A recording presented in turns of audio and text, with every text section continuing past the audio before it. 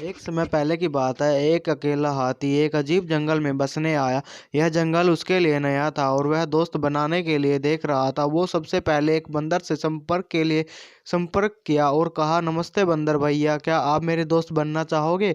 बंदर ने कहा, तुम मेरी तरह झूल नहीं सकते क्योंकि तुम बहुत बड़े और हो, इसलिए मैं तुम्हारा दोस्त नहीं बन सकता। इसके बाद हाथी एक खरगोश के पास गया और वह सवाल पूछा। खरगोश ने कहा, तुम मेरे बिल में फिट होने के लिए बहुत बड़े हो, इसलिए मैं तुम्हारा दोस्त नहीं बन सकता। फिर हाथी तालाब में रहने वाले मेंढक के पास गया और वही सवाल पूछा। मेंढक ने उसे जवाब दिया कि तुम मेरे जितना ऊंची कूदने के लिए बहुत भारी हो, इसलिए मैं तुम्हारा दोस्त नहीं बन सकता। अब हाथी वास्तव में उदास था क्योंकि वह बहुत कोशिश के बाद बावजूद दोस्त नहीं बन सका। फिर एक दिन सभी जानवरों को जंगल में इधर उधर दौड़ रहे थे। ये देखकर हाथी ने दौड़ रहे एक भालू से पूछा कि इस उपद्रव के पीछे क्या कारण है।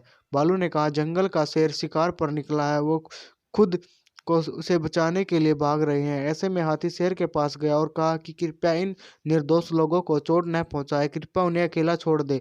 शेर ने उसका मजाक उड़ाया और हाथी को एक तरफ चले जाने को कहा। तभी हाथी को गुस्सा आया और उसने शेर की उसकी सारी ताकत लगाकर धक्का दे दिया, जिससे वह घायल हो गया और वहां से भाग खड़ा हुआ।